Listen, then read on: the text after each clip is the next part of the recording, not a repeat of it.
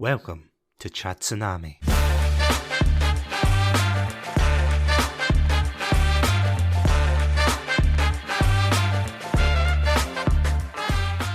Hello everybody and welcome to another episode of Satsunami. I'm Satsunami and of course joining me today for this, well, I'll let you say the catchphrase of the day. It is my very good friend Adam. Adam, welcome to this episode.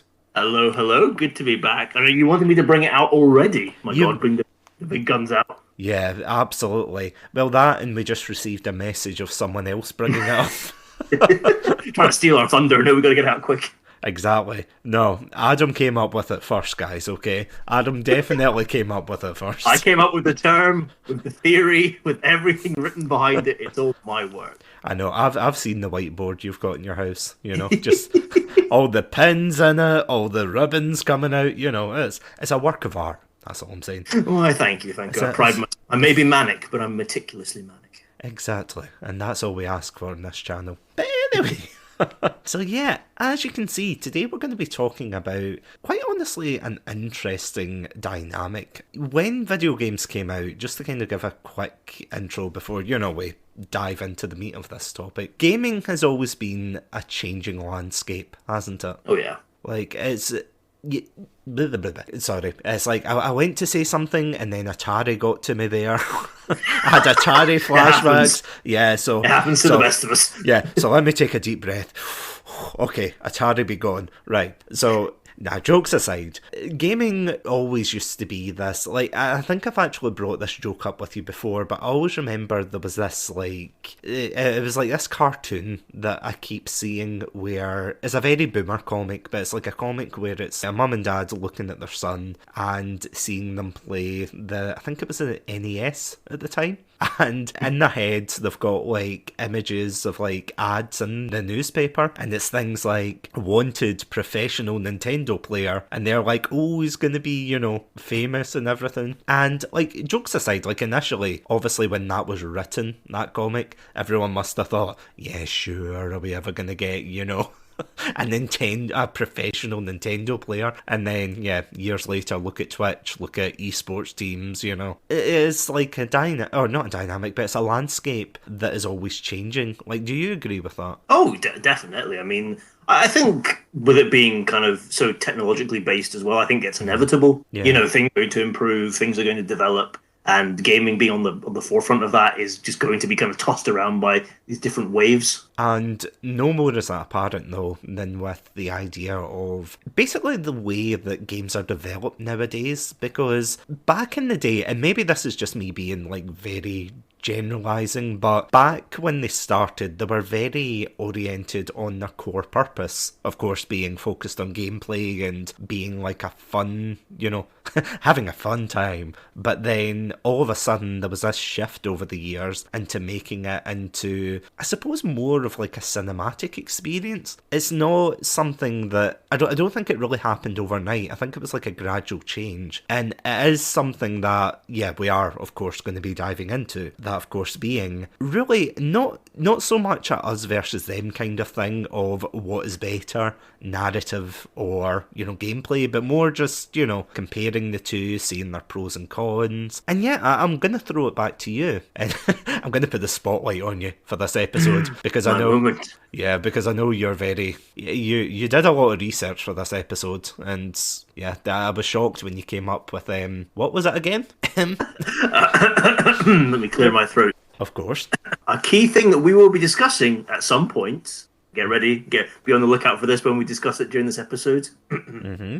Ludo-narrative dissonance. Oh boy, what is ludo-narrative dissonance? I'm glad you asked. That's it, Abby. Well, let me tell you. So, ludo-narrative dissonance. It was a big thing. It was kind of coined, from what I understand, in the late kind of 2000s, and it was a very popular term from that period up until like the kind of mid 2010s. It's still used now, but basically the idea is it refers to the conflict between the story as told by a video game's narrative and the story as told by the video game's gameplay. Mm-hmm. So the argument is that they can be telling, each of these elements can be telling two separate stories that don't mesh and actually conflict and can actually harm a game's effectiveness is the kind of basic premise of it. And I think if you want the opposite, it's like ludonarrative consonance, I think is the one where they mesh together well. So that's something that we'll definitely, because I know everybody comes here for the theory and the the hard ideas. But we will definitely be diving into a bit of that later on. Actually reminds me, I think it was you like a couple of episodes ago, I can't remember exactly, it might have been the shooter game episode where we were talking about the transition from like cutscenes to, like the actual gameplay. And it's like, how like in the gameplay you're like a badass super soldier, you can take any hits and everything. Yeah. But in the cutscenes you're like a wee fragile sponge. Oh yeah, exactly. That's a prime example of it. That's a prime example of ludonarrative dissonance right there. Mm-hmm. I mean, whether it be like Call of Duty or especially, I think it was Uncharted you brought up. And we will be coming back to Uncharted because it is a prime offender of ludonarrative dissonance, in my opinion. Oh, absolutely. And let's not forget BioShock as well. No, that's the one that started it all. I say that was the game that started off. We'll go into that as well. Yeah. Promise everybody all the exciting things to look forward to. Oh, I cannot wait for this episode. I'm so hyped. No, I was so excited when you suggested it. So, yeah, will we start with narrative? Let's do that. So yeah, well, before we kind of get into looking at them together, let's look at them separately. So starting with narrative. So as you were saying there, narrative wasn't a key ingredient, I would say, of video games early on. I know there is you could argue some text-based adventures and maybe some early RPGs kind of relied on narrative, but for the most part, it wasn't something as, file sizes were small and you didn't really have the opportunity. Look at something like Doom, where you get like 3 or 4 paragraphs of story throughout the whole course of it. That was very much built on its gameplay. But I think certainly if you look at it during the late 90s, as systems got more powerful, I think especially once we got into kind of 3D gaming, so once you got your original PlayStation and your Nintendo 64, there really did seem to be a kind of rise of narrative-driven games. And I think particularly if you look at 1998, when you get titles like Half-Life, Legend of Zelda Ocarina of Time, and Metal Gear Solid. And we can kind of I think now it's kind of a thing we complain about video games being like movies. But back then, I think one of the great, one of the reasons that everybody was so loved something like Metal Gear Solid was that they're like, oh my god, this is like a film. That was the gold standard for what a video game could become. I don't know if you agree or disagree, but I kind of feel that late 90s was that time where narrative started to really kind of gain momentum and it was became something of more importance. Oh, absolutely. I mean, if you look at the arcade games, I suppose it's a different environment because in arcades, you don't really want to be playing like a 80-hour epic story. Oh, yeah. You just want to go in, put your coins in, start shooting whatever's on the screen or drive or whatever. You want that kind of quick fix. Yeah, you don't want to be playing the equivalent of The Last of Us. Well, maybe you do. I don't know if there's a niche out there for that kind of thing. We got a lot of money for that though, because that could be some of those old arcade games. That could be an expensive one to be sitting down to play. Do you know what they could do? They could lay it out as if it's the casinos in Las Vegas, where it's they block out the windows and everything, and they take off the clocks. Just that, but with video games. Oh my god! It's somebody do that idea. Yeah, it's how long have you been away for? You've been gone for 3 years. What? Yeah, but he completed The Last of Us and Persona, so that's the main takeaway from that.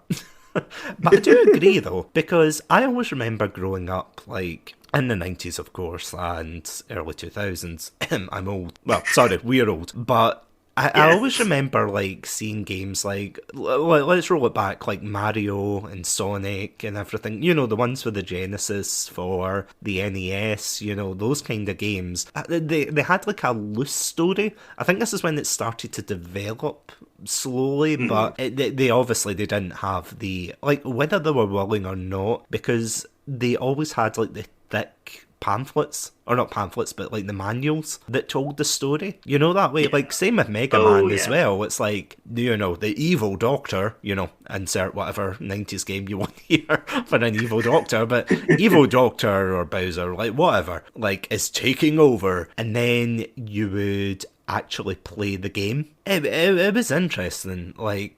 in a way that it just threw you into it. But you're completely right. As soon as we got to like the N64, PlayStation 1, we got like more cutscenes and things. I mean, look at like Banjo-Kazooie, and of course Sonic is another great example. Like a lot of platformers, a lot of shooters became a lot more story oriented. Oh yeah. Whether or not they were like Shakespeare, or as I like to say, Citizen Kane.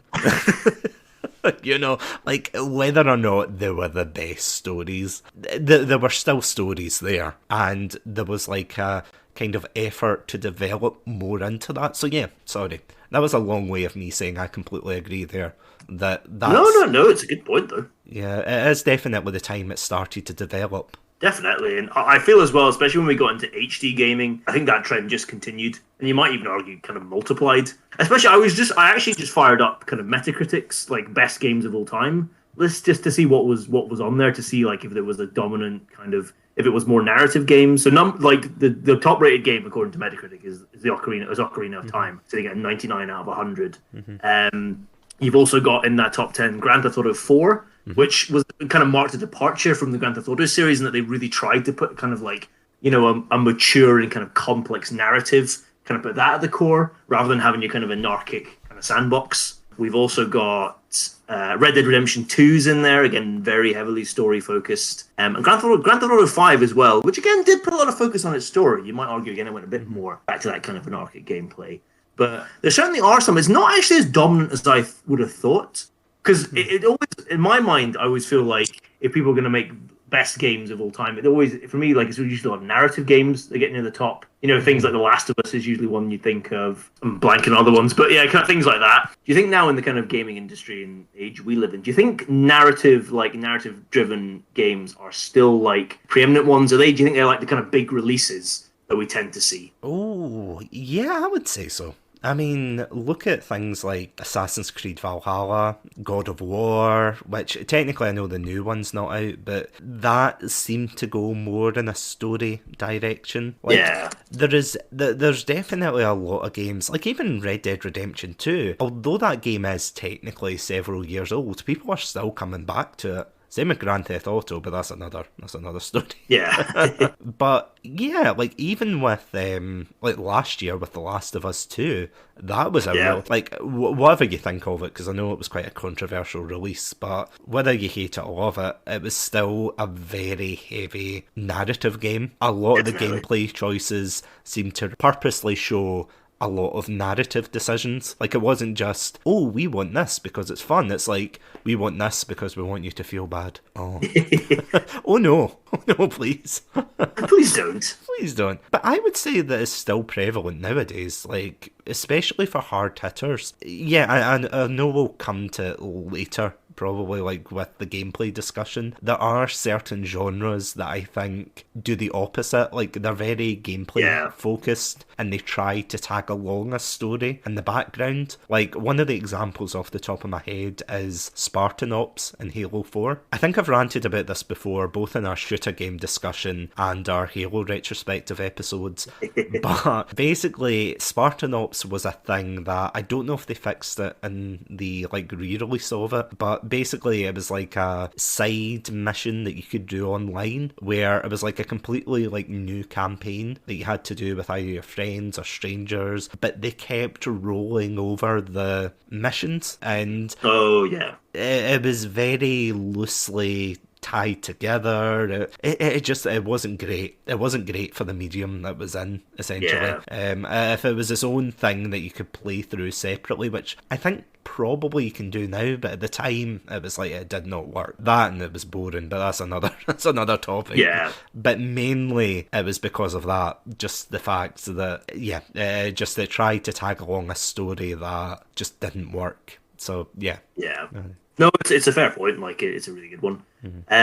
So here's a question for you: has a narrative ever kept you playing a game? So like, has a game had a really strong story, but perhaps not been the best to play, but have you just kept going with it because you're like, I really want to see what happens? Maybe BioShock Infinite is like the one Yeah. off the top of my head. Another one, and again, we've done an episode on both of these games I'm about to talk about. Yeah, Bioshock Infinite, definitely. Was not a big fan of the gameplay. It really wore me down, but I loved the story. I thought the story was fantastic. The other one being, of course, Deadly Premonition. That's what I was thinking of as well. Yep.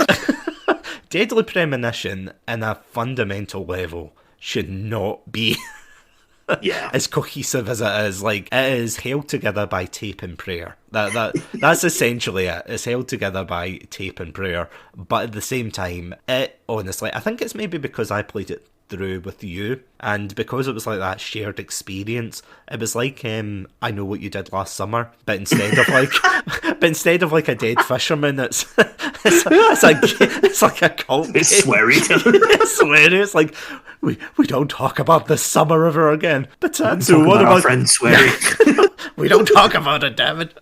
But it's true though. It's like we played through it. We absolutely loved it. I really enjoyed the game. Yeah. And as I said, the gameplay was terrible, but I needed to know the story. I needed to know who the Raincoat Killer was. I needed to know like how it was going to end. Like, I did not look up spoilers for that, can I just say? No, me neither. Neither. I like avoided them at all costs, and I'm glad I did, because it made the ending that much more worthwhile. So yeah, no, those are like the two games I can think of. Going back to you, like, what games would you say? I mean, those are the exact two games that came to my mind. I think and I'm trying to think of another one. I think when I first played, obviously we've been playing through Heavy Rain again, recently for T-posing. Mm-hmm. Check it out. It's nearing the climax, and it's just each episode is just getting better, in my humble opinion. But when I first played Heavy Rain a few years back, I think I had that similar experience and I think David Cage will I think recur again. Oh, yes. David Cage games, Heavy Rain, Detroit, Become Human, Beyond Two Souls, things like that. The gameplay is... I'm trying to word this nicely. The gameplay is very basic. Yeah. It's not... They are not, like, deep gameplay experiences, but they are... I think they are maybe the example of a narrative-driven game, narrative-driven experience. And I was really intrigued to keep playing through Heavy Rain, even despite the fact that the gameplay wasn't really. It was challenging, but not in the way of like, you're like, oh, I need to get good at this. It was just like, oh, it keeps throwing button prompts at me out of nowhere. So that's maybe the only other one that I can think of. But I think Deadly Premonition was the one that came straight to my mind, and I was like, yeah, I don't care that we had to follow a dog for 30 minutes running after it. We just had to find out what happened in that game. Like, I guess that kind of leads on to like another question is kind of like. And we can maybe talk a bit more about David Cage here, actually, but can like a good story in a video game stand by itself with only kind of minimal gameplay, in your opinion? Or do you think like you want at least some kind of a level of deep gameplay going? That's a good question. I don't know, like at the time, and again, as you were saying, we've been playing through the T-posing series, we've been playing through Heavy Rain again. At the time, I really enjoyed it. Like, going back, you can obviously pick out the flaws and things. I think to an extent, there has to be something to do, if you know what I mean. Even if it's just a made-up job, like press A to not die. Yeah. There has to be at least something there. Like, it doesn't make a game perfect, but it's like, I'm thinking of other games like De-Rester, and... Yeah. I was severely bored with that. Maybe I just need to go back again, because I did play it when I was younger. So, well, I say play in the very loosest term possible. It's not really, it's a walking sim. And I don't mean that as an insult, it is a literal walking sim, so... It literally is, it's a definition of walking sim. And it looks beautiful and everything, don't get me wrong, but just, there's nothing going on. Same with Stanley Parable, like... That is a good enough game or good enough experience to begin with, but as soon as you get to the end, it's just there's nothing going. Like, there's not really any replayability, because you know what's going to happen if you go through door X or Y. If you exhaust everything, it gets a bit tedious, you know. I think if they are going for that, there has to be some kind of replayability or like a hook to bring people back to experience it again. Whether it's just the fact that the story's fantastic and it's like a good book, you know, you want to return to it, you want to experience it for the first time again, or because that's one of the things, without any spoilers, that's one of the things that puts me off Heavy Rain, like going back to play it, because unfortunately, although it boasts about saying, oh, your choice matters and people can die, that is true. But the ending or the outcome will always be the same of who the killer is and if you survive, you know. Like, the endings will differ, but as I said, the killer, which is the main focal point, you know, of like a crime drama, his identity will always be the same. And it's like, why? Well, not why, but just, you know, they don't try to vary it up or anything. They really didn't try anything clever with that sort of thing. Obviously, when you play it the first time, you're like, oh, no, can't believe it. But after that, you're like, oh yeah, I know that person's the killer. I know where this is going. Yeah, and you're playing through the game, like, seeing them. It's a bit like when you play Call of Duty, you know exactly the one I'm talking about, where it's like a particular character betrays you, and throughout the game, like, you're just like, oh yeah, he's just so-and-so, yay, hey there. And then when he actually betrays you and you have to play through the game again, you're like, oh, you bastard, I know what you're going to do. Oh, I know, I'm looking at you. I want to shoot you so bad. You're lucky I can't. But yeah, I mean, I think like going on the David Cage train, choo-choo. Sorry, Detroit definitely. I feel as if that was a little bit better in the sense that, there was like different outcomes. There wasn't like a set thing. Like, you can either choose to free the androids or kill them all, you know, Starship Troopers style, you know. It's like you can either choose to be good, bad. Beyond Two Souls was awful. I'm sorry, I'm going to throw that in right now. There is barely any replayability to that game. I feel as if that's like an example of him doing it wrong. There's a lot in the game that, although you can fail, the story just keeps going, if you know what I mean. Basically, spoilers, you can't really die in the game up until the end. Well, why bother, you know? Yeah. Why bother playing a game that you just... Because it actually reminds me of something you said. I think it was you and Craig from the Beer and Chill podcast. Check it out, great podcast. But yeah, it's I think, was it you two who were playing Resident Evil together?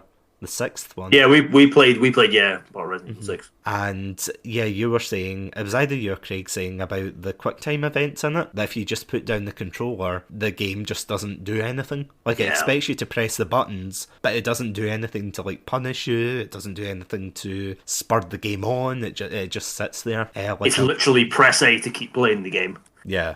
I was actually watching a zero punctuation review of, I think it was either Heavy Rain or Detroit, but it was basically, he summed it up as, it's like a film critic, you know, going to the cinema, being given a controller to press every 2 seconds to pause and unpause the film, and then asking things like, what is this weird controller in my hands? Why is this film 6 hours long?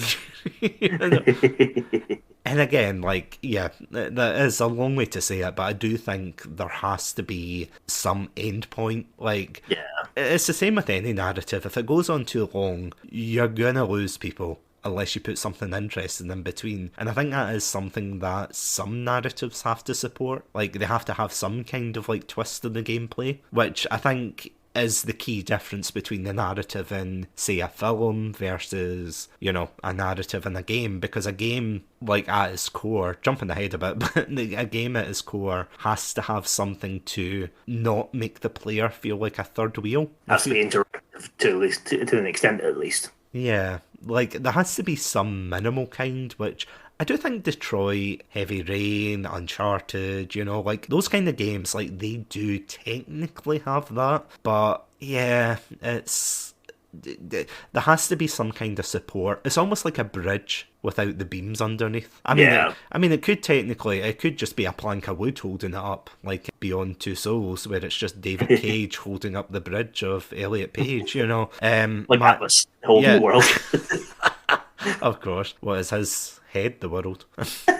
That was an Yeah, for legal reasons, that was an ego joke. Just just wanted to point that out. But yeah, what would you say? Like, flipping it back to you. I think you're right, and I think the Dear Esther example you used was perfect. I had a very similar experience to you playing that. I was like, okay, it looks nice, but I'm like, it literally does just. I'm like, this is just the minimal, and like, I need something more to it. I like my favorite game. You probably know this. And I can't remember if I've ever mentioned this on the podcast. But my favorite game of all time is Telltale's The Walking Dead. The first season. That is the game that like, and I love it so much because I had such a strong emotional reaction when I was playing it, and that's why like it's my favorite game because I just remember how it was to play it. That has It has more gameplay than Dear Esther, but it's not a huge amount of gameplay. It's still quite limited. It's basically down to you moving your character around, picking things up, talking to people, there's dialogue choices, and then you get some action scenes, but it is still a limited gameplay thing. But for me, that was all that needed because it wasn't about the gameplay of that game. It was about the story and like the connections and the relationships I was building with people, the other characters, what I was making the main character do and everything like that. That was the real hook for me. So I do think for me personally, and I also really love the game What Remains of Edith Finch, which is a walking simulator as well. It has more. There's more to do in it than something like Dear Esther. But again, like the gameplay is fairly limited. But I just love the story so much and everything, and like just exploring that, getting to explore that kind of world, and getting to know those characters. So for me personally, I do think a strong story can stand by itself with minimal gameplay.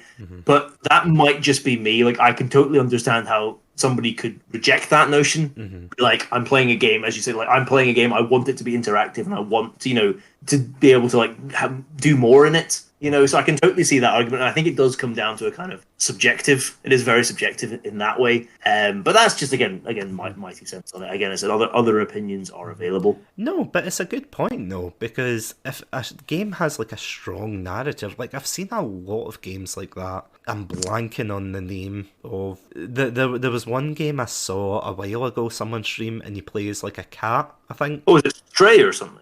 No, no, it's not that one. Like further back, it's like an indie game. You play as a cat, and like you're like an anthropomorphic cat returning to like a hometown and everything. And is it Night in the Woods? That's the one. Thank you. That's the one.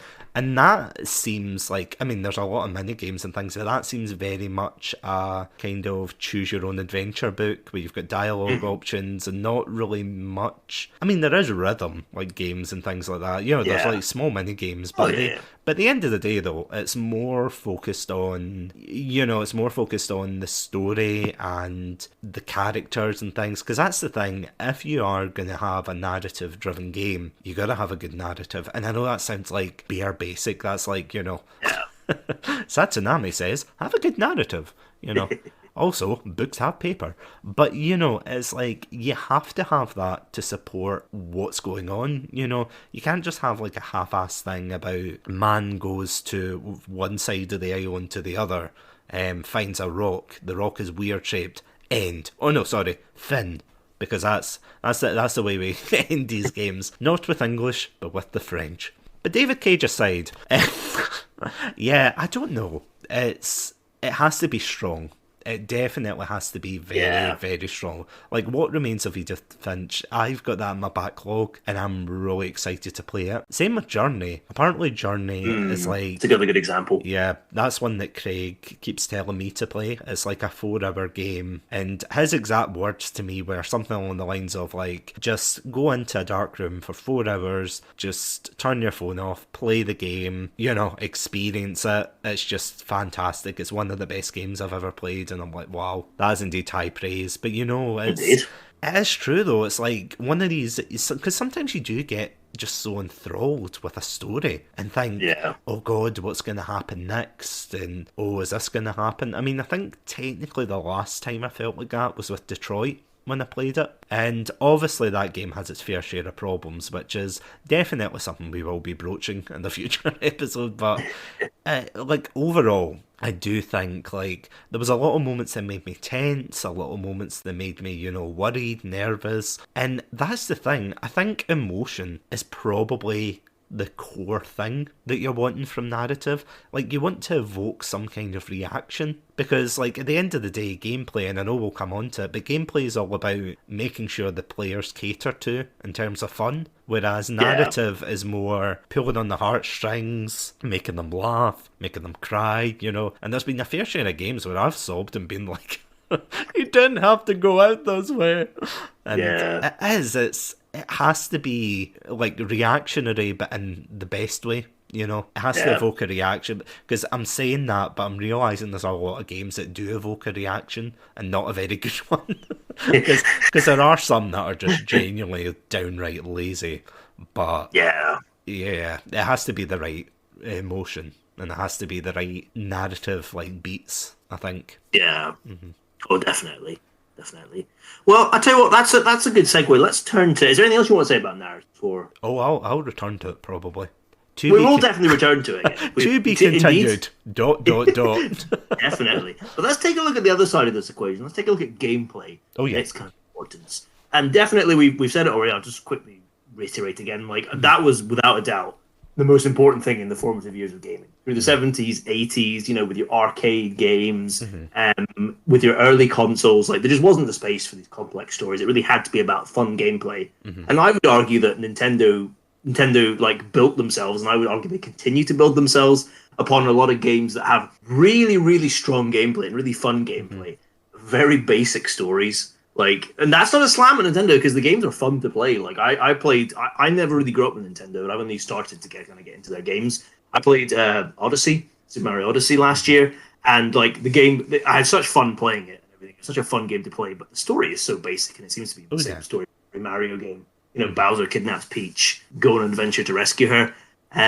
But like, do you think? Because obviously we talked about the kind of rise of these narrative gameplays. Like, do you think there is, like, still today room for games that really do focus on the gameplay? And do you think there are any kind of genres that really kind of specialize and need to specialize on that focus on gameplay rather than having a kind of like strong and complex narrative? Oh, absolutely. I mean, for me, I would say probably, and this is going to sound so like dude bro, Call of Duty, Halo thing, but I feel like games like Call of Duty, this is something I've criticised Call of Duty for in the past, like the kind of declining narrative. You know, like, I think the best example of that was the F to Pay Respects, which basically, and this is something we talk about in our Heavy Rain playthrough, is like gamifying certain experiences that shouldn't be gamified, you know?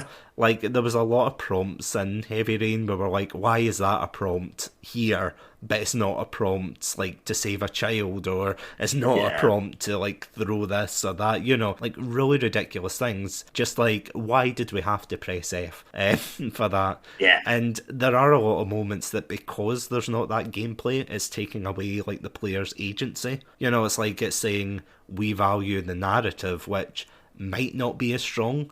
And that's the thing, if the narrative isn't strong, like, there, then you're just going to get someone very impatient sitting there being like, oh, I want to go back, you know. I want to start shooting things again. And it's like, well, you can't. You've got 3 more hours of Kevin Spacey there. Sit down, shut up, and like it. But that's the thing, though. With Call of Duty, I remember playing Cold War on stream, and this is, again, it's going to sound terrible, but I genuinely was just wanting to turn my brain off, cruise through the game, be like, right, mission to mission, you know, like the old games. And then I realised there were like dialogue wheels, there was like extra puzzles you had to do, and maybe people enjoyed that, like, fair enough. Like, I'm not here to bash like what people like and don't like. If you liked it, fair enough. But for me, there comes a time where it's like, sometimes you do just want to turn off your brain, and sometimes you just want to play the game. Like, I think the best example, linking back to Call of Duty, is the idea that the multiplayer usually has the better, like, gameplay and things, but they sometimes try to weave in a story. Like, for example, you and I have talked about this in our Call of Duty Modern Warfare episode, when we did, like, the retrospective, and we were disappointed at how Warzone for Modern Warfare did, like, a soft reboot, but instead of, like, continuing the story in, like, a sequel or something, they didn't continue the story. Well, they did continue the story, but they continued it in Warzone, a battle royale where a 13-year-old can get his mother's credit card to snipe you from halfway across the map. You know, it's like, oh yeah, like, I have never heard anyone say, I'm playing Warzone for the narrative experience. I don't know, I feel as if you need a break. I mean, look at games like Tetris as well. Like, Tetris 99 has given me more grey hairs than I care to admit. But at the same time, that's just a game, you know, it's like, you're not expecting, like, some, you know, secret spy plot or something. Or are we? You know, that's the question. No, that for Tetris 100, that's what I want. Yeah. Yeah, where is the 100? Where's the extra 1? I need to know, damn it. But that's the thing, though. It's like, sometimes you do want a break. You just want to turn off your brain. You just want to play. And this is something I do hate when it comes to film. So I'm a bit of a hypocrite here. But I hate when people say, like, you know, when a film is lazy with, like, a plot or something, and someone goes, oh, it's just a popcorn flick. Oh, just turn your brain off. It's like, sometimes there are films or there are games that you do just want to turn your brain off and just have a good time with them. But then there's other times where you do genuinely want something out of it. It's like, you can't kind of cruise like 100%. But yeah, sorry, that was a long way once again to say, yeah, those kind of games, I would say. Yeah, just quite short ones, or ones just to kind of relieve stress, or, you know, just not really think about them, you know. Yeah. I think definitely, like, you're totally right. And I think definitely online gaming is definitely the preserve, I would say, of gameplay first. That way, because as we said, like, and you can enjoy a really good story, but there's not always that much replay. You know, and back to a story once you know its twists and turns.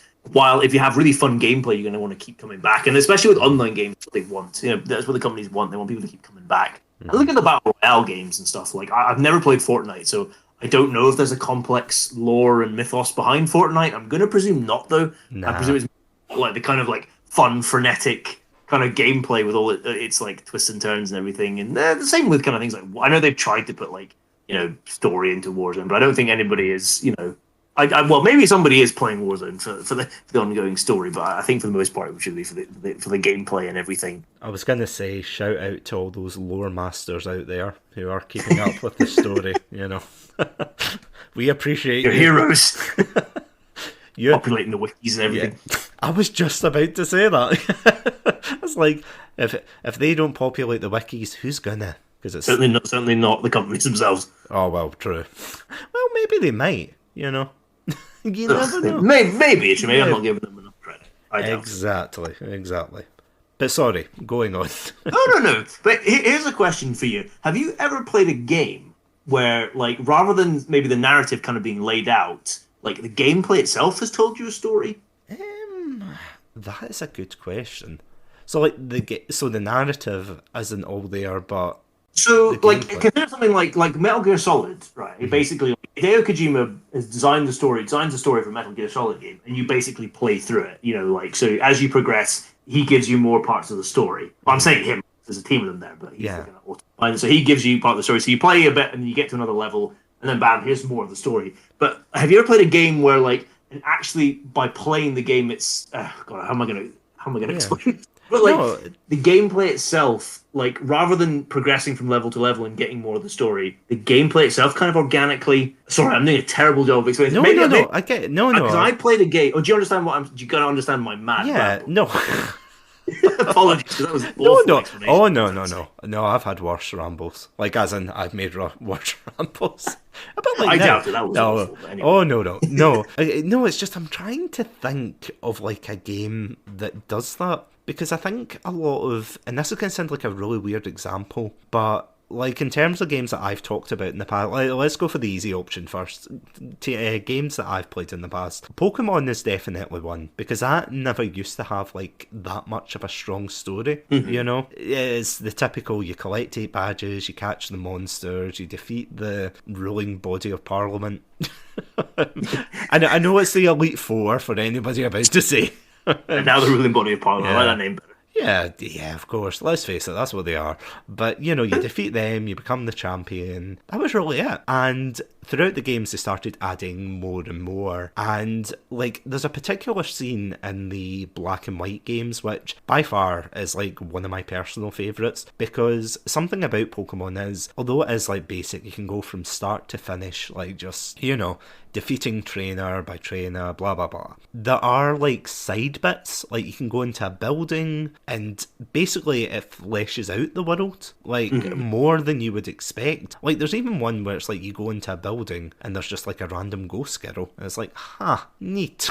Or there's, a bit at the end where you have to defeat the main villains, and you think usually this is, where you have the big heroic climb to the top, and there's this room at the side that you could completely miss. You could completely walk ahead of it. At least I think so. Correct me if I'm wrong, anybody listening to this. just email me with a subject line in all caps, so I know in advance. But jokes aside, there's a room where you see it's basically the room of the one of the main antagonists of the game. It's his room as a child. It sounds weird to say, but that says a lot about, that says a lot about the character and about this environmental storytelling and things, because it's it's clear it's oh, these guys bad, Team Plasma bad, who are the main antagonists, but this character himself is not, he's there's kind of some moral ambiguity that he wants to be good, but he's just fallen in with the wrong apples. That's the way that phrase goes, right? And part of that gameplay is exploration. And by exploring, it doesn't have to be a sandbox game, to explore, really, which I know sounds weird, but I mean, look at platformers as well, especially with Banjo-Kazooie, which is one I bring up a lot, but that does it really well with environmental storytelling, where you've basically got a hub world where you've got this kind of quaint twee village, well, not village, there's one house. Can you get a village with one house? I don't know. Yeah. Hamlet? Is that defined as a hamlet? Yeah, or a hole in the ground. I don't know. Oh, gotcha. But yeah, it's there's one house there. It's occupied by a bear and a bird. We all know the story. But you climb up this mountain, and there's just this huge, intimidating face carved into the side of the mountain, Spiral Mountain that is. And you go in. You explore, bits and pieces, and that's a platformer at the end of the day. That's something that, technically, I think it's a collectathon or something, they call it. It's a collector kind of, a bit like Donkey Kong 64. Yeah. But, it's that kind of incorporating, this idea of exploration into the gameplay. Not only to progress, but at the same time, you get to learn about the characters, you interact with other ones, and you learn how to defeat them. It's really well done in that regard. And I think, without that, if it was just a press A, or if Banjo-Kazooie or God forbid Sonic was done in a quick time event kind of thing, I think it would fail. I don't think. Yeah. Well, maybe I'm wrong. I'm just saying that in a general sense of what I know, but you never know, because I could be bashing it, but it could work maybe. I mean, look at Minecraft. That's got its own choose your own story thing, doesn't it? With Minecraft. It's not supposed to be very good, though. Yeah. Okay. The Telltale one is not supposed to be very good, though. Oh, no. Oh, no. So sorry, yeah. I'll flip it back to you before I put another foot on it. But it's that idea of, and this is how I should have phrased it. Now I was thinking, this is how I should have phrased it. It's that idea of having some control over how you find out the story. So rather than the video game designer having control, and it's this is how you're going to experience a story in this particular order. It's the idea that you have some control of how the story will unfold. And it came to me because I played a game this year. It's a few years old now, and I really enjoyed it, and I would thoroughly recommend it. It's on Steam. It's called Her Story.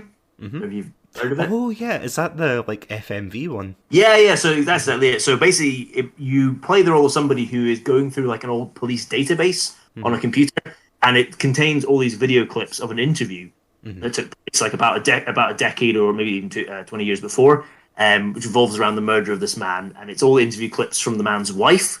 And the way that you have to find the video clips, though, is you have to type into the search bar particular terms, and if there's anything relating to that, it'll bring up at the most 5 videos, and they're not in any particular order. They're from different dates. you find that you really have so much control over what you choose to search for and what comes up, and that's the way the story unfolds. And I really enjoyed that, and it was a really unique experience. And I really thoroughly enjoyed finding out about this, and you'll be watching something, you're like, oh, and I was writing down things, I was like, I'm going to find out more about this. Like, at one point she talked about going to Glasgow, and I'm like, right, I'm going to search for Glasgow, see if there's any more details like that, more characters mentioned, and you're typing into the search bar, and you're trying to narrow it down as well, because there would be a lot. Sometimes you'll type in something and you might get there might be 50 videos that relate to that, but you're only going to see only five of them will show up, so you're trying to narrow things down to get more. And it was that having control over how the story unfolded, I thought was really, really fascinating. And I'm sure there's probably other games out there like that. I don't think I've played any more like that, and I can't think of any off the top of my head. But that for me, I was like, that's a really example, I thought, of how gameplay can tell a story, as opposed to having a linear kind of narrative. Yeah, so I mean, do you have anything else you want to say about gameplay, or do you want to we start diving into looking at the two of them together? I think we should. Yeah, let's dive into the two of them. So let's start with when because obviously neither of them really work in isolation. They are part of the same experience. So let's look at when they kind of work well together, when narrative and when gameplay gel. Are there any games that you've played that you felt like the two things are working in concert and really adding to the experience, not detracting each other? I would probably say Skyrim, which I know is a bit of a basic example, but it's something I was thinking when you were talking there about gameplay narrative, was this idea of player agency. So there's a lot of games, and especially if you hop back to Valve's library, like with Portal, with Left 4 Dead, with what's the other one I'm missing? Half-Life, that's the one. There's some kind of cutscenes, but they're very limited, if you know what I mean. Most of the gameplay is most of the story is told through, the gameplay, and you're allowed to, run around during it. Yeah. It's not like nowadays where it's you get to a certain point in a game, and then the game completely halts, and, grabs the controller out your hands and goes, no more game. This is my time to tell a story. And this seems to be a thing that is very... See, this is the thing. I love narrative, driven games and things, but there has to be a balance there. There definitely has to be a balance, because, with Skyrim, you can tell the story, but at the same time, you can walk around during it. You can take a different approach to it every time. You don't have to be limited to, I'm going to shoot my way through the village. Sometimes you might sneak through, sometimes you might, walk through, or you might use magic, it's not limited to just being the John Wick of the medieval era.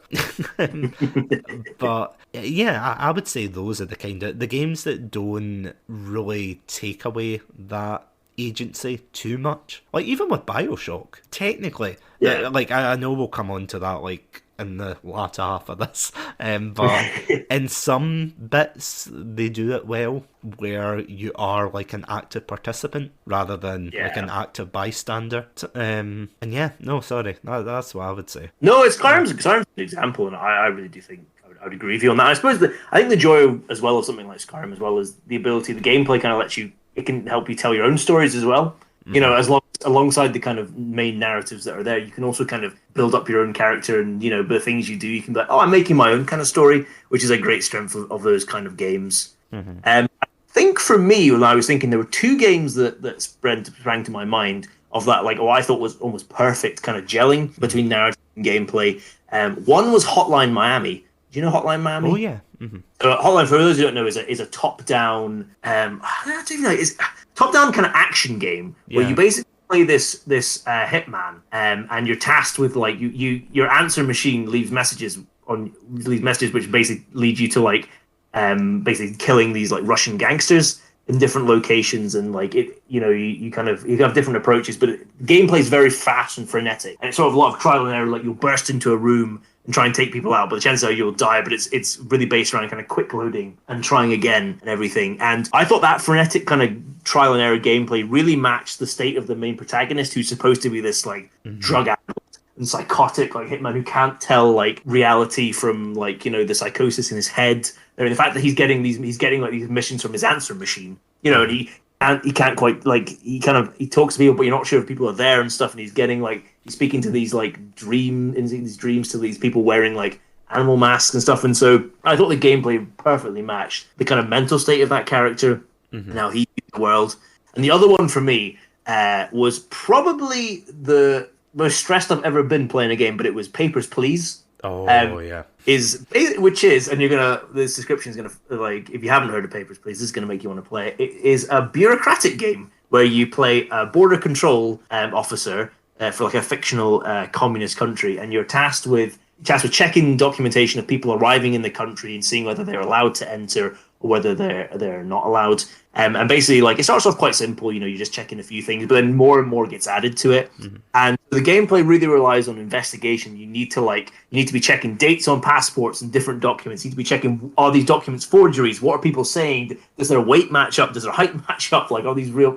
Is everything in order? Are things misspelt? You know, and everything. And at the same time, like, you've got these different groups, kind of like giving you kind of like, you know, you meet like a kind of rebel group who's trying to get you to do things, but also like, you know, the state is trying to make sure that you're remaining loyal, and there's like people as well who are like, well, please let me in, you know I don't have the right thing to see my wife and stuff. And so the gameplay creates an immense amount of tension because you've only got a limited time, and you're getting paid based on how many people you get in. You get docked if you don't let people in who should be, or if you let people in who shouldn't be let in and stuff. So it's a complete tension created by the gameplay, but it completely fits into what the narrative is about a man trying to navigate his way through all these competing interests while providing for his family. And like, honestly, like, I love that game now looking back at it. At the time, it was so stressful. And honestly, I was so relieved when I eventually got imprisoned for pissing off the official. I was like, thank God this game is over. It's so stressful. But the gameplay, like, mechanics were just perfect for imbuing that sense of what it must be like to be, like, you know, live in a situation like that. And I thought for me, those two were, because I think they're the two most complete examples. I think a lot of games, you can have moments where the gameplay and the kind of narrative mesh up. Like, I thought something like Spec Ops: The Line did that very well with its kind of white phosphorus scene. Like, the impact is heightened by the fact that, you know, you're directly involved. You're given control of that, of the mortar, which leads to that. But I thought for those two, for Hotline Miami and Papers, Please, those were the very complete experiences, kind of gelling the two sides together. Do you think it's important?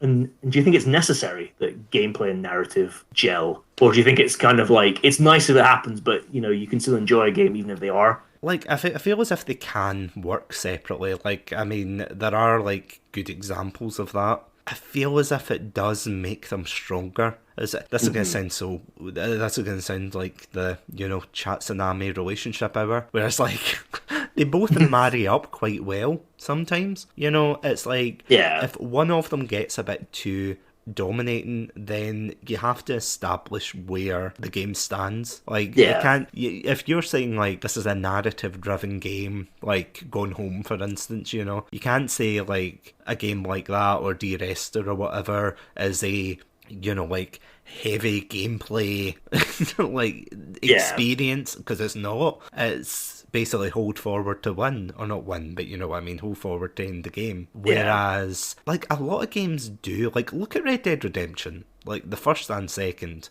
going back to those, they've got the best of both worlds, really. I think they do it really well. They've got this very interactive story. Like, ironically enough, it does go on for too long, but then again, so is every cowboy film I've ever watched. So, you know what, they did it well. They did it well. Slap for westerns here, slam them. Oh, I'm sorry, I've seen the original True Grit. That went on for years. I went in a boy and I came out a man. It was not a good time. I'm just kidding. It's an alright film. Anyway, I did see another western on like cattle, like moving cattle from one side of a field to another. That was grim days. Anyway, moving away from westerns. But that's the thing. It's got the best of both worlds. It's got the fast-paced, you know, gameplay. It's got the slower moments. It's got the places to explore and kind of flesh out the world. That does it really well. GTA kinda does the same thing. I wouldn't say it's as strong. Like, the fifth one probably isn't as strong. Like, it's got more to do, but I feel as if it's a bit more shallow. Like, I feel as if GTA 4 is probably the better one in terms of narrative, because you can definitely tell that in GTA 4 they were trying to make a narrative-driven game, like, no pun intended. But they were. It was like about this person, you know, coming from overseas, trying to live the American dream, trying to, you know, establish this life for himself and break away from this life of crime, but obviously can, you know, because there wouldn't be a game. And you've got the gameplay in there as well, of course, but you've also got this story that is like holding both of them up. Whereas GTA 5 did have a story, but the way I think of it is like GTA 5 is like that cheesy B movie, you know, like the cheesy 80s action film, where it's like, it's not bad necessarily, but it's not anything deep. Like, it's not anything you would go back to over and over again and be like, oh my god, this is a... I mean, maybe I'm wrong there. Like, there will be people who enjoy the story, but it's like, I can't imagine people going back over and over again, because I tried. Yeah. Because I played it on the 360, then I played it on the Xbox One, and I thought I just can't be bothered playing the same story again, because I know what's going to happen, you know? But I feel as if they do work together well, like the narrative and gameplay. Yeah, you do get sometimes where one tries to overpower the other. Like, apparently Tomb Raider, I haven't really played much of it, but apparently Tomb Raider's quite bad for that. I think it's the 2016 one, I want to say, or the soft reboot one. Yeah, 2013. I think it was 2013. Oh, 2013, sorry. Even longer ago, my god. I think the sequel was 2016. Oh, okay, got you. Yeah, apparently that's got like a lot of quick time events, like in times of like deep stress, and that's what a lot of people were kind of saying in the reviews. They were saying, oh my, like they weren't saying my agency, my kingdom for agency, but you know, that was getting taken away from them, and it was like, there's not really a way to fail, because it's basically like a cheat sheet, isn't it? When you get like quick time events and things, and it's all to like service the plot. Like, again, going back to Advanced Warfare, press F to pay respects, which, let's face it, it should never have been a prompt, and because of that it's just become an eternal meme. But yeah, there just has to be a decision on what takes precedence, you know? Should it be the narrative? Should it be the gameplay? Yeah, which one, essentially? Yeah, and then you're gonna build from there. The GTA 5 one, I think, is a really interesting example. Well, I tell you what, actually, let's look into some examples. I think actually, let's look at some examples of where the two clash, and we can talk a bit about that. And I think we can maybe bring this together, because GTA 5 is an interesting example on both sides there. So looking at the idea, so we've looked at when kind of gameplay and narrative work really well together, but there are examples of when they clash and they are completely separate. And this is where we can get into our favorite term, ludonarrative dissonance. Yeah. Again, so here you go. Here we go. We've got there. Everybody tentatively waiting. But what about? Are there any games that you can think of that you've played and you've just felt like there is this kind of serious disconnect between, you know, the narrative of a game and then its gameplay, either in just the sense that they don't fit well together, or are they telling competing stories? Just are there any examples like that you found? I suppose BioShock Infinite, or any FPS that tries to make the hero like a hero, if you know what I mean. You know, it's like they want to make him morally complex and, you know, oh, he's not a killer. You know, he only kills when he has to. And then it cuts to, like, you mowing down, like, 50 people. Like, a cutscene ago. Or not a cutscene, but, like, a level before. And you're like, come on. This is just, come on. Just trying to think of any other ones. Like, BioShock Infinite is definitely one of them. Because that is, like, I know that's probably where this term is, like, stemming from. Those kind of games. But yeah, for me, I loved the story. Like, I thought the story was great. I would probably watch a film of it rather than the game, because I feel as if they could have cut like a lot of the fat out in between, you know, a lot of the unnecessary bits and things, and yeah, like a lot of it slows down because of the gameplay. And there have been games like that. I can't think off the top of my head, but there are games like that where to proceed in the story, you have to collect things. Like, I think... You know, it wouldn't be a Satsunami without me bringing up Sonic, but Sonic Unleashed does that terribly, where it's like you have to collect these medallions and things to get like power-ups and to be able to actually progress through the story, and it's like, But why though? Why would you do this to me? Like, I just want to run fast and, experience the game. I don't want to be slowed down and hindered, that it becomes another game. You know what I mean? It's like you buy a game for one reason, and then because of the gameplay, it's like it impacts on the narrative, and it's just they don't mesh up. Like, you get a lot of these games though, don't you, where it's like, we've got to stop the evil force in the world, and it's like, okay. And then you spend like hours, messing about in a field or doing like side quests and things. I mean, even with Skyrim, like, there's a civil war going on, there's like dragons coming back, and it's like you're just picking Nightshade in the middle of the woods, Like, you're trying Nightshade for this woman. Yeah, and it's like, well, they can wait, I suppose. Those would be the main example. There's tons more I can kind of think of, but like, those are the ones off the top of my head, I would say. But I was just going to say, like, I think open world games, I think you're totally right. Mm-hmm. Open world games, I think, are particularly bad for this. I agree, Skyrim. The worst for me was Fallout 4. Did you play any Fallout 4? Oh, yeah. I played the beginning of it. Was not enthralled, I have to say. Fair enough. That's fair. It's not. I'm not the hugest fan of the Fallout series, but like, the big problem for me with Fallout 4 was the main story basically revolves around, you either play a mother or a father who's lost their son, and the story, and you basically go into cryo's sleep with your son and your other partner, and then they get killed at some point, and your son gets taken, and you wake up some indeterminate amount of time afterwards, and you need to find your son. So that's the main story. But the game, as you're doing the game, being a Fallout game, being one of these open world games, you get littered with so many side quests, other things, places to explore and things. But it just, and a lot of the fun in these games is exploring places, doing these side quests, meeting kind of zany characters and stuff. But it just felt so wrong in this game. I was like, and I like to do that stuff. I like to explore and like to complete side quests and find people and stuff like that. But it just felt so wrong, because I was like, if I was playing this properly, I should be like making a beeline to find my son, and that's all I should be doing in this whole game. I should be ignoring everything else. But the game almost encourages you to do these side activities, and that's the prime example for me of that kind of almost ludonarrative dissonance there. And I think a lot of open world games have that problem. That Fallout 4 for me was a particular one. A bugbear for me is one like I recently finished Super Metroid. First time I ever played it, trying to get a bit more au fait with some of Nintendo's old catalog. And I really thoroughly enjoyed the game. So Super Metroid is the third game in the Metroid series. And what annoys me is, so you start the game, and basically the idea of the Metroid games is that you explore, you unlock new powers, and more of the world opens up that way. Kind of Metroidvania-esque game.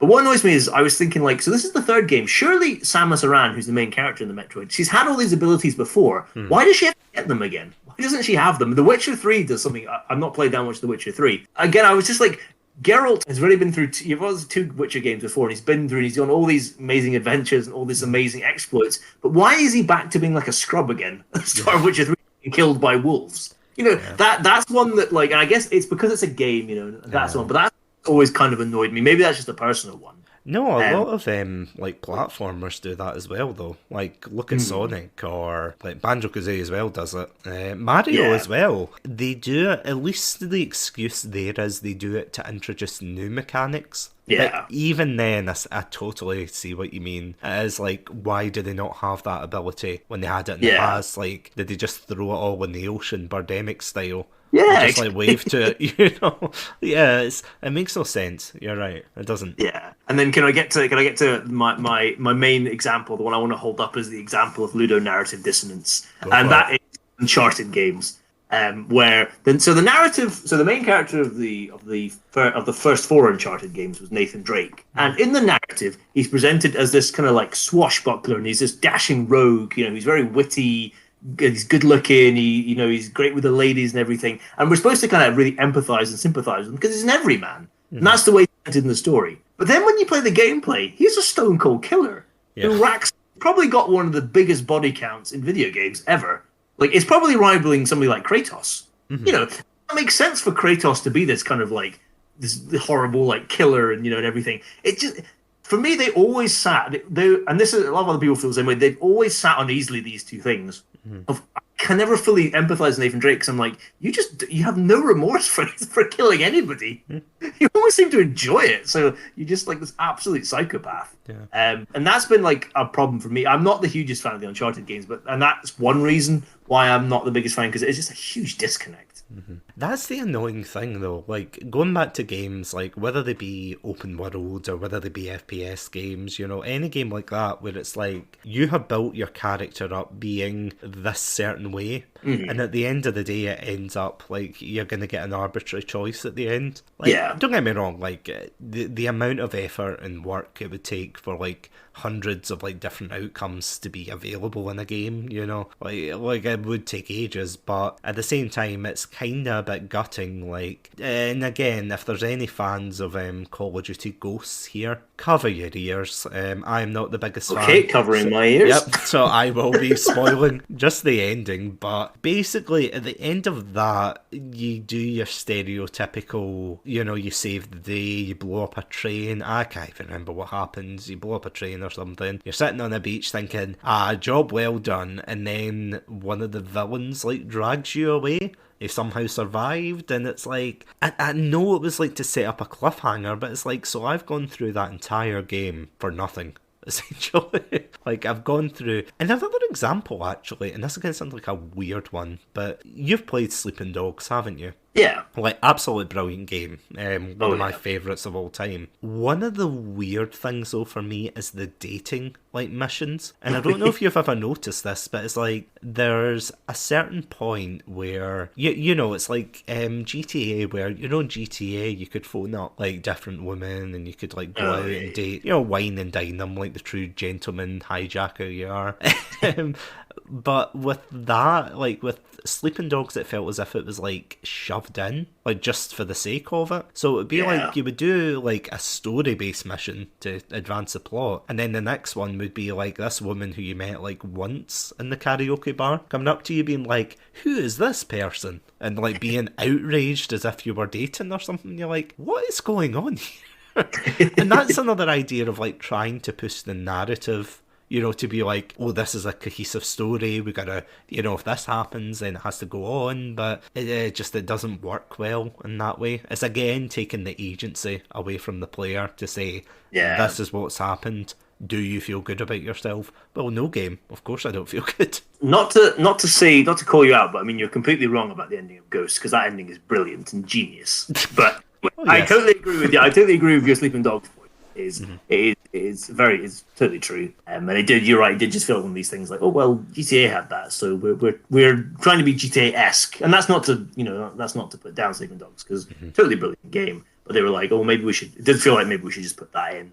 Do you think it's a problem? Do you think it's a real problem, like having this dissonance between these two like elements of a game, or is it just one of these, like, would it ever stop you from playing a game if, like, you know, they're saying they're telling competing stories? It wouldn't put me off, but I do think the lines are getting a bit blurred nowadays.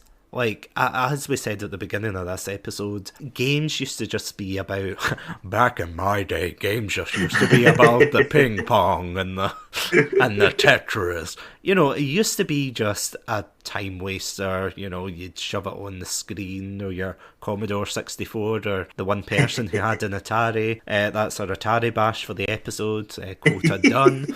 But, you know, like, you would play a game, you would put it on, and I mean, look at, like, the NES and things, like, a lot of them barely had, like, save states and things. Some games, if you didn't have a memory card, you would be playing, you know, from scratch. The more games developed, the more this idea that, oh, we could use games as, like, a narrative for stories. Or, sorry, a driving force, like a tool for telling these stories, being able to say, oh, look, this is the adventure of Duke Nukem, or Sonic, or, you know, like, anybody like that. And this is the thing, like, it even got to the extent where, like, there's award-winning writers working on these games, like, especially for Call of Duty. I can't remember which one, and this has happened before. I brought this up and I can't remember. I think it was Ghosts, but I could be wrong.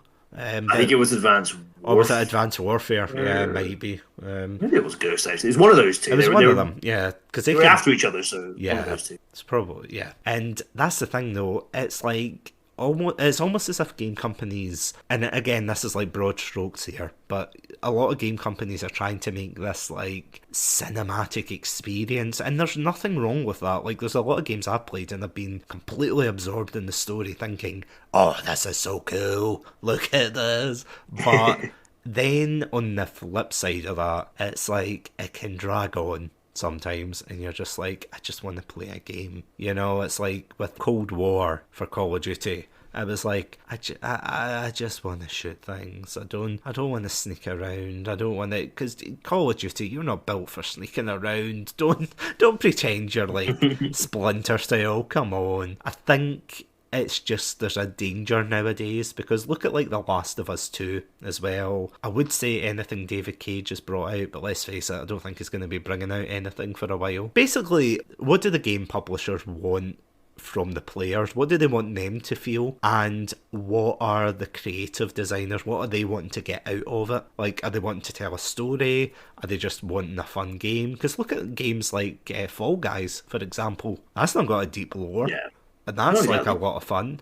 It's still rage-inducing, but it is a lot of fun. Golf with Friends as well. You know, there's no like deep lore for that, but it's amazing. On the flip side, like Gears of War, I feel as if Gears of War did it quite well for the first couple. You know, like, it's still your standard shooter, standard space shooter. You're going from point A to point B. But at the same time, they hit a lot of, like, really natural beats. It's like the cutscenes come in, and it's not like it is still tearing away the, you know, word of the day as well from me, agency from the player. It's kind of taking that away from them. But at the same time, it's not doing it in a very overt way. You know, it's kind of like stopping at a natural point, if you know what I mean, like saying, okay, that's the end of this chapter. Let's watch a cutscene for the next chapter. I don't know, like in terms of horror games as well, because I mean, look at Phasmophobia. Like, that's all pure imagination and or horror. Yeah. And that doesn't really have a deep story. It's just you're a ghost hunter hunting ghosts. Whereas something like Dead Space, like, would you say something like Dead Space mixes the two well together? I've played Dead Space 1 and Dead Space 3, so I've not played the second one. So for me, I think it's maybe when they started adding more story in, it like a bit too much. Because, well, as well, it's difficult because I don't know whether that's the problem. I think maybe the bigger problem was that EA made the studio change genre of it, so it went from being a survival horror to being an action adventure. I think that's where the real problem was with that.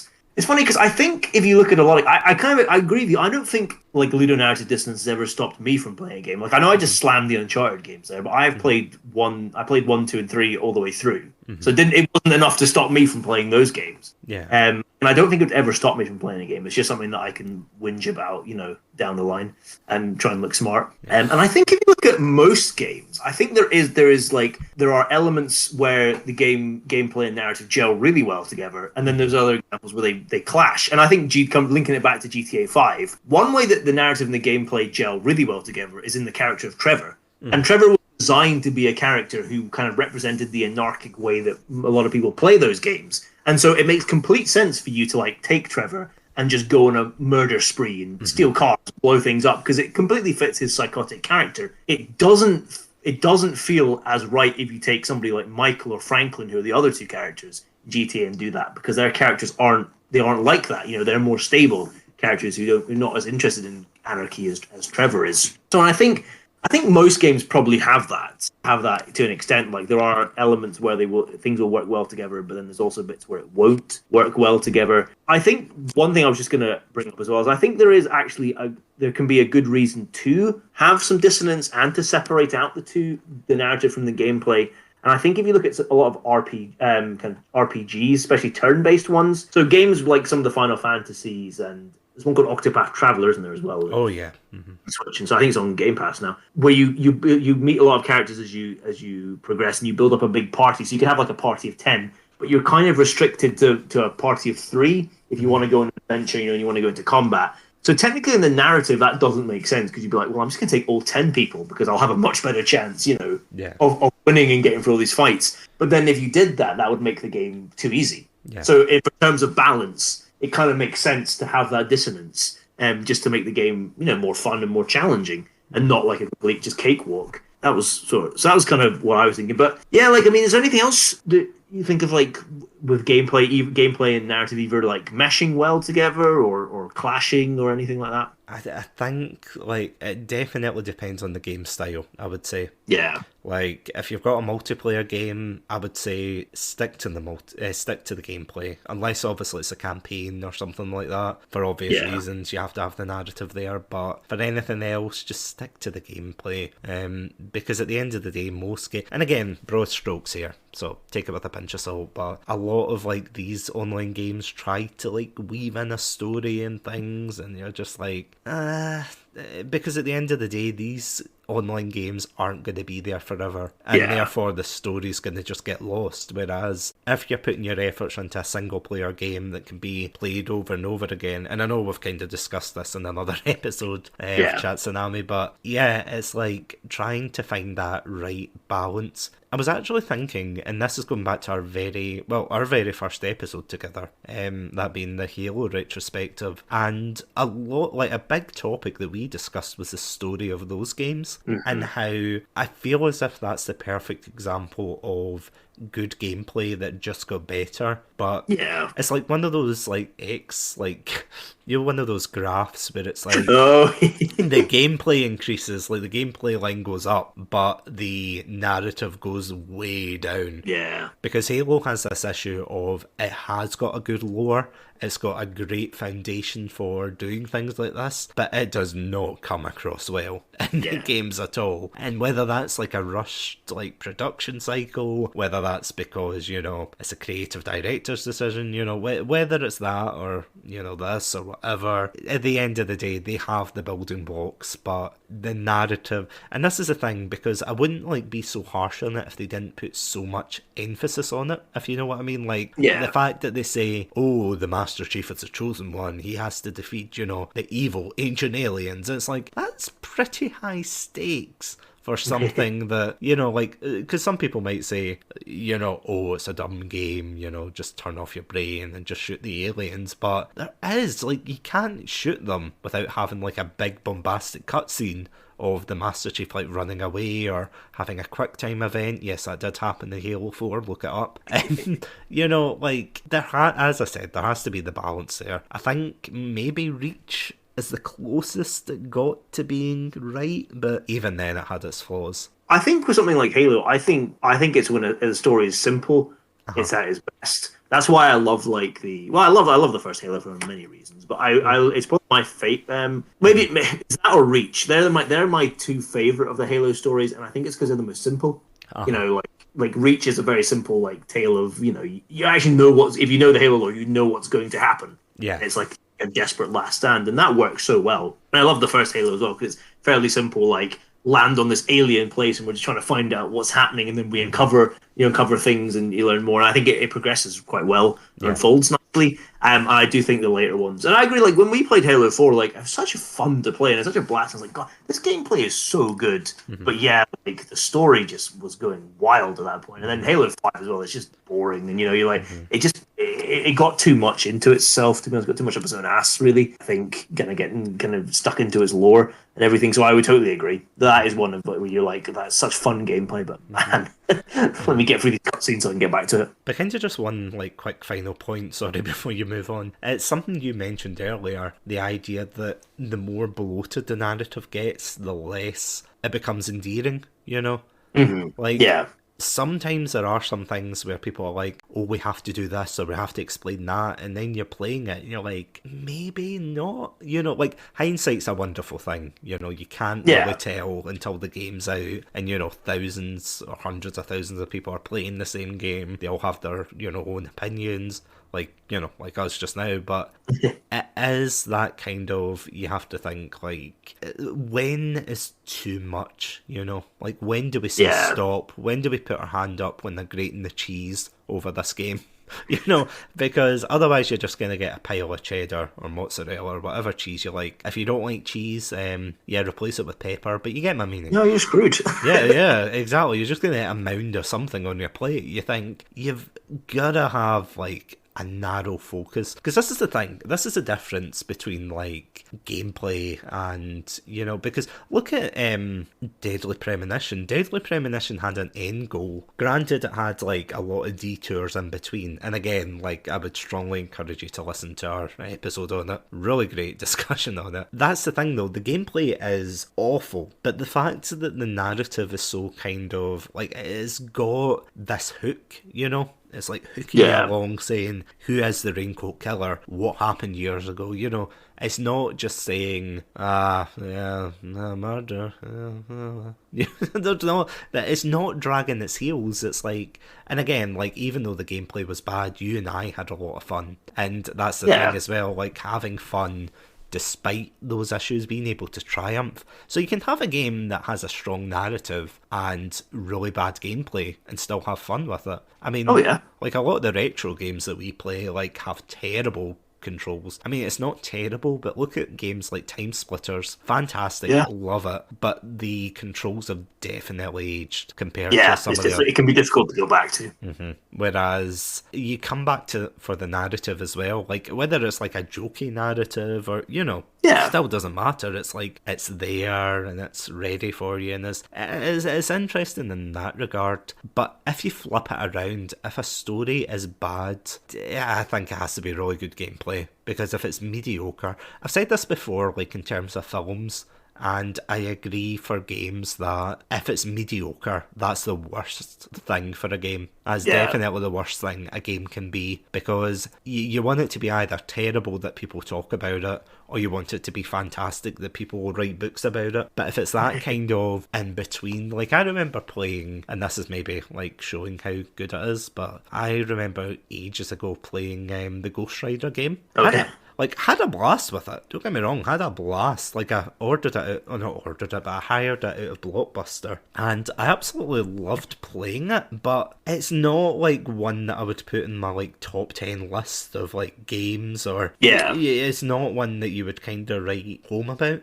So I feel as if the burden is more on the narrative. Like kind of flipping it back, would you say that it's more important the narrative is good or the gameplay? Oh, again, I'm gonna have to answer this subjectively, because I think this is such a subjective question. Absolutely.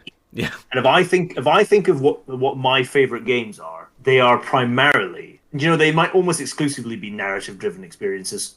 They might be games where the one of the big hooks is it has a strong story. That being said, I think you can get by. I agree. I think you can get by with a kind of weak story, mediocre story with strong gameplay. But I agree with you. I think it has to be very strong gameplay. Like something like Metal Gear Solid 5 for me, that probably has the weakest story out of any of the Metal Gear Solids.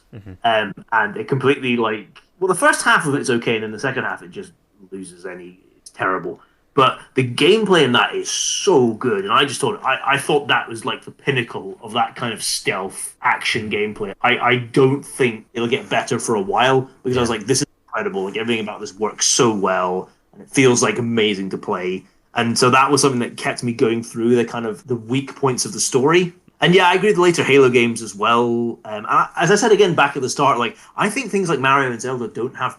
I mean, I know there are some, especially some Zeldas that I know people talk about. Wind Waker is a really good story, and I'm sure there's some others I'm blanking on. But it feels to me like most of the time the story is quite generic, and quite formulaic, and it's pretty much same from like copy and paste from one to the other. But the gameplay is so good, and people love like that aspect of it. That's why these games are so admired and like revered. And a series which I really enjoy is Resident Evil. And Resident Evil, for the most part, has had like such wacky, like campy, like just nonsensical plots for especially a lot of the early games. They're just so out there. But the games were fun to play.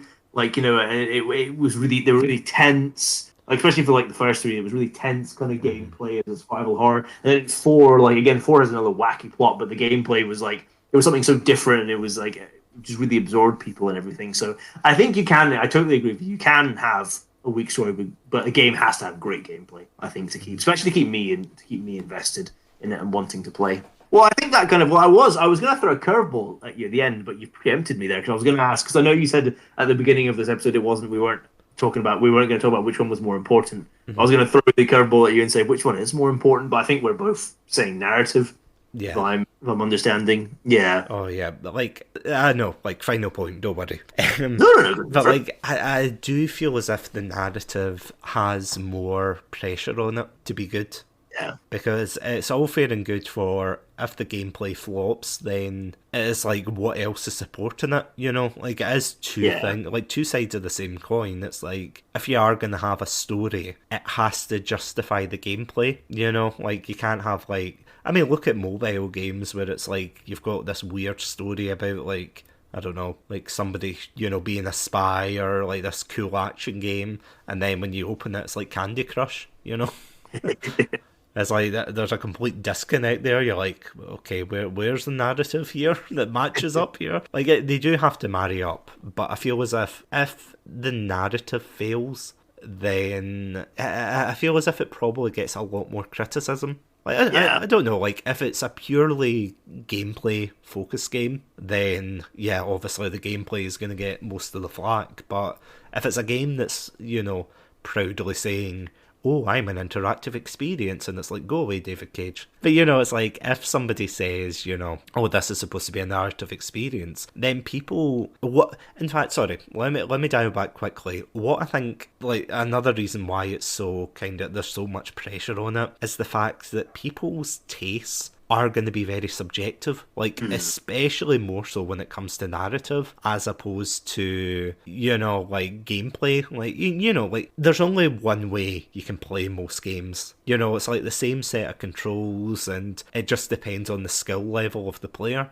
But it's like there's no other way to shoot in Call of Duty. There's no other way, except those videos where they play Doom on the cars and things like that. But that's that's a whole different thing. I mean, it depends. Like you and I have played games before, and I'm not going to get into details of them, but you and I have played games before where we disagree with the content, or we think that that's not the narrative for me. But at the same time, it's like other people have come in saying, oh no, I do agree that this is, this is good. Yeah. So it's purely subjective, and I feel as if like that's further dividing a game. It's like, do you like shooter games? Yes or no? That's all you have to ask for like an FPS. Or do you like platformers? Yes or no? But then you get like further branching down where it's like, do you like stories about hedgehogs? Or do you like stories about Italian plumbers? Do you like stories about the Scapelli brothers? Scapelli brothers when? Nintendo. Make the game, you cowards. Give us what we want. Don't make me beg, because I'll beg. But yeah, I feel as if it further kind of divides the preference wheel of it, of like a game and the general audiences, which I think is why a lot of games try to keep it generic, to be like, shooter game, modern military, and not like, shooter game, outer space, combat in space, like it keeps going on. Yeah. But that's my 2 cents on it, sorry. No, because I think it's really good, really pertinent stuff. Like, and I think as just as my final point, I would say I think especially in the AAA gaming industry, I think we've come to expect narrative-driven stories, narrative-driven experiences now. We've come to expect games with strong stories. So I feel like in that particular genre, it is like the most important because it's what we've come to expect now. While in like in things like free-to-play games or say mobile games, or especially in the indie market as well, like there are still room for those like narrative experiences, but I think there's more like we're more willing to accept a game that relies much more strongly on its gameplay with a weaker story. Is what I would say as a kind of final point. Yeah. So, is there anything else you want to talk about, like say about narrative or gameplay or anything like that? Or yeah, just balance out your narrative and gameplay, guys. try and get a balance because it does work well when you can do it. I'd agree. Yeah. Well, there we go. You can put a bow on it, and I can dust away and put back in its box Ludo Narrative Dissonance to be brought. I'm sure at some other point down the road. But absolutely, it's not Chekhov's gun. It's Adam's dissonance. Ludo Narrative Dissonance. Exactly. It's just hanging on the wall, and it's like, how long has that been there? It's like, oh, you don't want to know. It's like a new version of Cluedo. It's like it was Adam in the dining room with Ludo Narrative Dissonance. I knew it. That's what he gets for taking the dog in Monopoly. How dare. Anyway, our next game night aside. But no, thank you so much for, how to put this? Not about the dissonance thing, but yeah, thank you so much for, coming on and, I suppose going down memory lane as well, because like a lot of these games are it's quite nostalgic to look back and see how they're developed. So yeah, thank you so much for joining in this. No, thank you for suggesting this topic. It was a really fun topic, and I was really, the minute you said it, I was like, yes, yes, yes, this is going to be an amazing, great topic to discuss, and I had a lot of fun researching it. So thank you. Yeah, no, absolutely, always a pleasure. So yeah, always a pleasure for sure. Absolutely. So yeah, if you actually want to see more of our Satsunami episodes, you can catch us on Anchor, Spotify, YouTube as well. And yeah, all good podcast distributors. We are out there. Just type the name Satsunami and you will find us. Just look for the Red Panda. If you want to check out more of our content on YouTube, we are doing a Let's Play series called T-Posing with you, myself, and our good friend Green Shield. We are playing Heavy Rain, GTA, Breath of the Wild, and of course Warzone. So yeah, we're making our way through the games, slowly but surely. We've also got a very, dare I say, cagey game coming up in a couple of weeks. Yeah, really excited. Could that be a one? I know, I'm really excited to reveal that one now. And yeah, if you want to check out more of my content, you can check me out on Twitter, Instagram, Facebook, YouTube, Twitch, TikTok as well, under the name Satsunami42. Just look for the name Satsunami42 and you'll find me. T-Posing as well is on the Satsunami42 YouTube channel. So yeah, look it up, come find us. Have laughs, and bring your snacks, because a lot of these episodes are long, but they're also filled with laughs, so try not to drink in between them. So yeah, thank you again, Adam, so much for joining me tonight. And thank you, Satsunami. Yeah, as always, stay safe, stay awesome, most importantly, stay hydrated, and see you guys next time. Bye. Bye-bye.